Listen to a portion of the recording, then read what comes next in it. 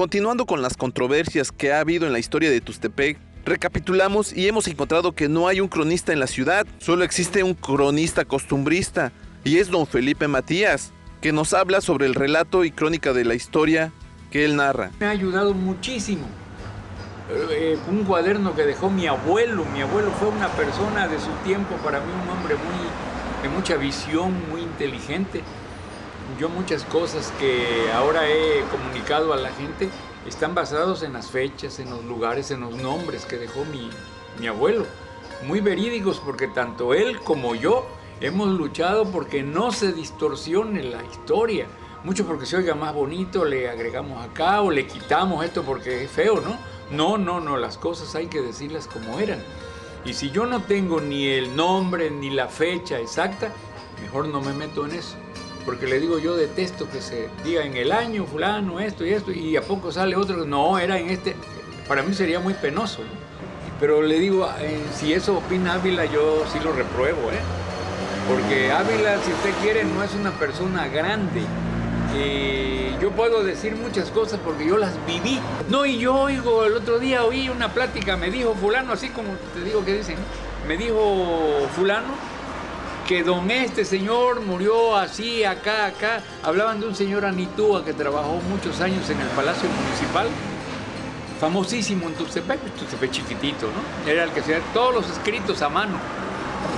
Cuando entró el río, el señor y su esposa se fueron, vivían en la calle Guerrero, y se fueron, iban a salvar a la casa de don Silverio Caballero, todavía existe la casita, pero la corriente se los llevó, y 4 casas más adelante vivían mis padrinos, hermanos de mi abuela, con unos balconcitos hacia afuera con barrotes. La corriente era terrible y cuando la viejita pasó junto de la ventana se agarró. Pero el señor no tuvo esa suerte, el señor se lo llevó el agua. Y ella se amarró con su rebozo de los barrotes y ahí pasó los 3 días que demoró el agua. Al bajar el agua, enfrente de donde vive Santiago, el locutor, sí, ahí encontraron el cuerpo del señor Anitú, entre el lodo. Hasta ahí nada más llegó, enredado en unos árboles que se habían caído.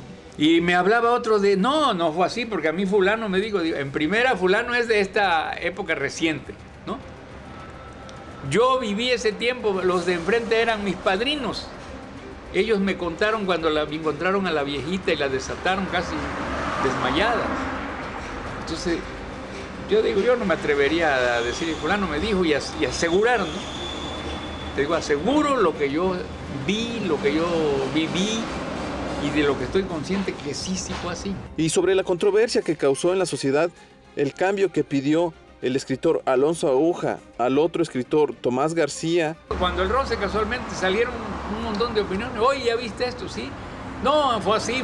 Venía otro, no fue así. Digo, no, Felipe, tú tranquilo, tú no sabes nada de eso, ¿para qué te metes, no?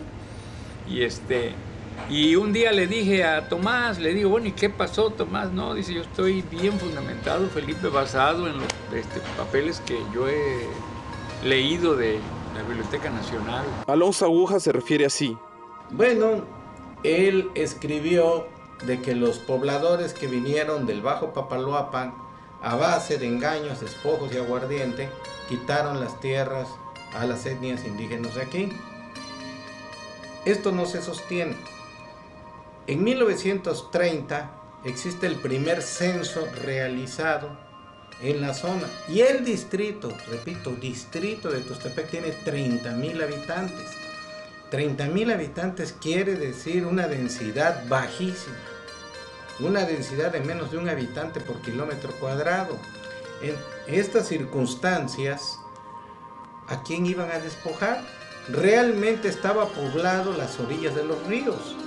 Los ranchos eran ribereños, también un poco hacia el interior, pero no se podía avanzar demasiado en la selva. Se conoce la historia del Valle Nacional, que era una prisión, porque sencillamente no se podía salir del valle debido a la selva. El que trataba de escapar ahí se lo comía el tigre. Entonces, ¿a quién se despojó? Más bien fueron gentes que estuvieron poblando la región, que estuvieron con mucha valentía enfrentando las enfermedades, enfrentando los peligros, desmontando la selva donde fueron poblados, pero no hubo en ningún momento despojo, puesto de que más bien estaba esto muy poco habitado. ¿A quién creerle? Sí, es muy difícil. Yo veo al doctor Alonso, qué bueno que él defienda su causa, ¿no? Tomás García le contestó al señor Aguja que no podía hacer eso, que todo lo que estaba en su libro, cualquier dato, estaba en documentos y en su libro están las referencias donde lo puede encontrar. Todos los datos en este libro de Tuxtepec ante la historia tienen bases sustentadas. Y lo importante es qué tanto somos objetivos y críticos para utilizar esa información, pero sobre todo qué tan cercanos somos para poder tener esa información accesible a los demás, porque eso es lo importante. Y es que la historia de cualquier país, según el historiador Flores Cano, la historia la van cambiando los que se encuentran en el poder para su propio beneficio. ¿Y qué pasa con personajes que la historia dibuja inmaculados? Realmente, si queremos ver santos, pues hay que buscar en vida de santos. Si queremos demonios, puros demonios, tampoco lo hay. Hay que buscar una balanza y en esa balanza ver qué fue lo bueno, qué fue lo malo. Es lo malo, yo siento que no debe de ser eso, debemos, como le dije al principio, ser respetuosos de la historia. Si me está ofendiendo lo que digan, lo acepto porque es que así fue, no fui yo, quizás fueron mis antepasados. Mire, yo tengo un ejemplo con Marta Prieto, una mujer muy sincera, ve las cosas con una claridad magnífica, ¿no? Me dice el otro día, fíjate Felipe, que cuando yo voy a Valle Nacional, hay una indígena todavía muy viejita, dice, y si me ve me empieza a ofender. Porque esa indígena creo que perdió a su familia, como los contrató los abuelos de Marta, que eran latifundistas, y murieron en esos campos. Entonces esa indita guarda ese resentimiento, ese odio contra la familia. Lo acusan de terrateniente, lo acusaron sus enemigos. Don Víctor Bravo Aguja cometió un error tremendo. Peleó con José López Portillo, incluso más severamente cuando los dos eran funcionarios de Luis Echeverría. Entonces, José López Portillo y los lambiscones que le rodeaban lo atacaron terriblemente. Invadieron las tierras, pero lo más simpático es que las tierras que son aquí cerquita de Tuxtepec, todo el territorio de Piedra Quemada, pertenecía desde hacía más de 60 años a la familia Bravo, a la familia Bravo Aguja.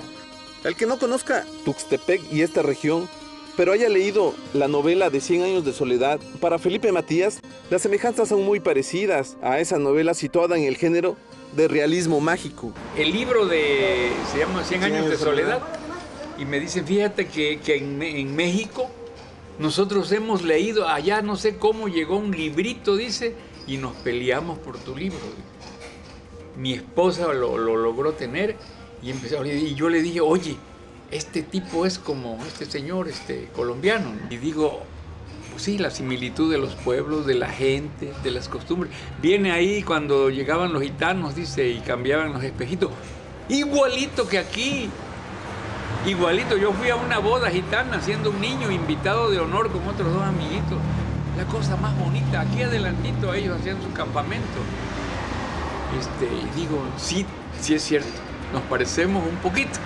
Claro que...